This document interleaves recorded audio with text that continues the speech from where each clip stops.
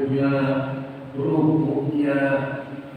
Maka ada rahasia itu Pak di rukun 13. Rukun sholat kan ada 13. Ada rahasia di sana yang dimana kalau kita amalkan istilah yang namanya temperatur ketenangan dalam sholat itu akan kita dapatkan. Apa itu? Tumanina. Hanya waktu ibu takbir Allahu Akbar, sebelum membaca doa iftitah coba berhenti sejenak, di situ tumanina. Waktu ruku pun gitu juga, ada tumanina. Setelah membaca subhana rabbiyal a'la wa bihamdi, diam, nikmati. Tapi wajah ada buat nikmati sholat. Ya Bu, ya, sholat itu sudah saya rasa nggak terasa juga. Nah, kalau nggak terasa berarti ada sesuatu yang sakit. Karena kan kita sendiri jasad ini kalau sakit makan apapun kan nggak enak ya. Makan nasi padang, bunda kandung, aneh enak itu kan. Walaupun budawa bayar juga kan enak, tapi nggak selera. Kenapa? Karena jasad sedang sakit. Makanya ibu kalau menawari bapak, menawari suami pas sakit, ditawari apapun nggak selera. Ya Bu, bapak sedang sakit, ikan ayam kampung ya Bang, nggak selera. Buang apel enggak selera, enggak ada selera. Kawin lagi Pak, itu selera.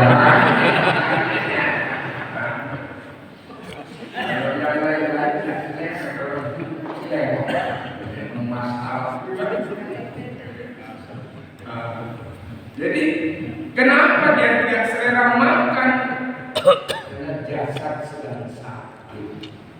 Sehingga makanan yang enak itu jadi tidak terasa nikmat. Kenapa kita sholat nggak nikmat? Karena qalbu hatimu sedang sakit. Qalbu masih ada dia, qalbu masih ada sujud, qalbu masih ada hasad, dengki, masih ada sombong. Ini yang membuat tidak nikmat. Maka diobatilah, banyak-banyak zikir itu mengobati hati.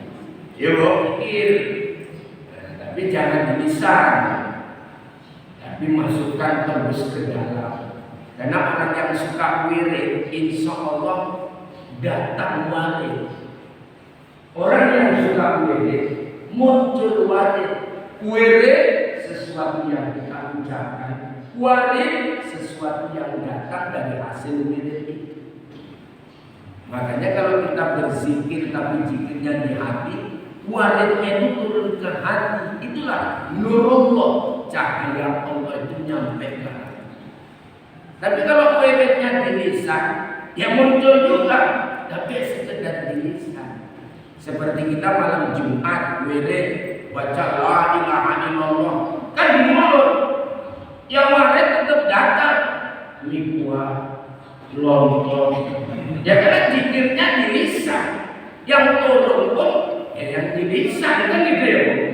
Tapi kalau kita zikirnya di hati, cahaya itu akan turun di hati. Ini cara kenal Allah ini Bu, kenali sifat. Kalau ma'ani sifat-sifat yang ada pada diri, bahwa setiap sifat tidak terlepas dari dia. Kalau dia makna dia keadaan daripada Allah Ta'ala yang memang dia kuasa.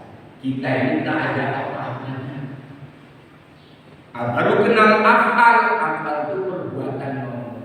Bahwa kita harus meyakini setiap apapun yang terjadi ini perbuatan Allah. Jam itu pun berdetak. Tadi jam 6 jadi setengah 7 kurang. Karena perbuatannya Allah. Harus ditanamkan itu. Saya ngomong ini pun ini memang Allah. Jangan tengok saya Muhammad ceramah habis-habis kalau jangan. Nah Allah.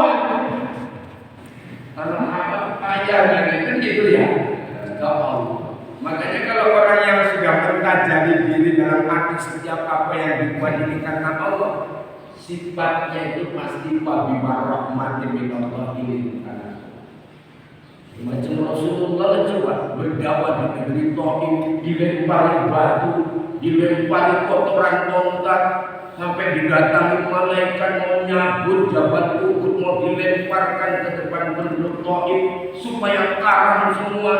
Tapi Rasul sebaliknya, Allahumma malah berdoa, Allahumma kau bifadinahum la ya'lamun. Ya Allah, ampuni penduduk ini yang dia memang gak tahu.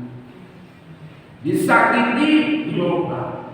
Karena ditengok Allah Ta'ala itu bukan orang-orang Taif yang menyakitinya.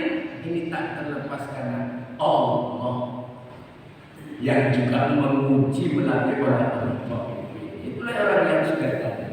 Maka saya bilang kalau soal menyangkut masalah misalnya ibu yakin nggak segala yang terjadi ini Allah yang buat? Yakin, tapi masih ilmu belum sampai kerasa.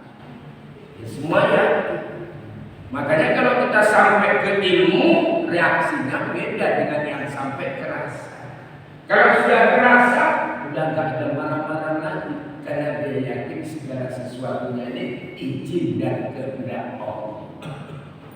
Maka kalau di surat Yasin apa selalu dibaca berulang-ulang? Innama amruhu idza arada syai'an an yaqula lahu kun. Semua ini izin dan kehendak Allah. Larang kita ini macam wayang, kalau nggak digerakkan jalan nggak bergerak. Tadi itu tadi. Tidak bu, ini jangan marah-marah lagi, ya. Harus latihan ini. Terus semua mobil saya ditabrak dari belakang, tahan ini nggak mau. Tengok belok. Nggak mau ucapkan kata kasar, tapi di mana belajar untuk berlemah lembut. Kenapa nabrak? Kok bisa ketabrak? Lembut. Ya, kalau ada macam-macam. Maka kasar itu malah justru mendatangkan hal yang baik. Rupanya dia buka elok perempuan bu. Kita bangga marah lagi. Kita bangga. Kebetulan mahasiswi usul lagi, cantik lagi, bayar nomor hati nomor api yang ada sama saya. Jadi tidak istilah kita jangan marah. Suami di rumah jangan marah sama istri. Istri pun gitu juga sama suami jangan marah. Ya bu. Kalau bisa ya sakinah mawaddah itu lucu. Kayak menciptakan keluarga bahagia tidak. Konsepnya itu tidak tinggi-tinggi. Asal kita saling pengertian saja udah aman. Suami kepingin teh manis, kita nengok istrinya sibuk, ya bikin sendiri lah. Gak usah berharap lagi sama istri. Bagi semua pulang keramat dari Labuan Batu Utara ke rumah jam 4 pagi. Pengen minum teh manis, bini tidur, gak dibangun. Itulah ibu-ibu pun gitulah sama suaminya. Misalnya ibu mau bikin kolak pisang, butuh kelapa, suaminya sibuk, dia manja sendiri.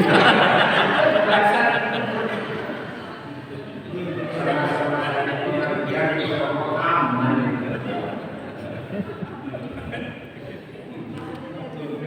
Ini diciptakan. Kalau persoalan mengenal zat Allah secara umum digambarkan dalam konteks syariat laisa kamitslihi syai'un. Yaitu berlainan dengan yang bahagia. Konsep syariat. Seperti ibu, hari ini ibu apa merasakan apa? Dingin kan bu? Kenapa dingin? Ada AC. Jadi konteksnya kita hanya merasakan adanya Allah. Makanya saya selalu nanya ibu kalau naik pesawat tiba-tiba di atas pesawat itu goyang, siapa yang ibu sebut? Allah. Padahal suaranya sebenarnya suami sebelah yang disebut. Kalau persoalan kenapa goyang Pak Ustaz, saya sudah tahu karena yang ibu naik itu pesawat kecil. Karena naik kapal kecil, bergoyang naik kapal besar tidak ada.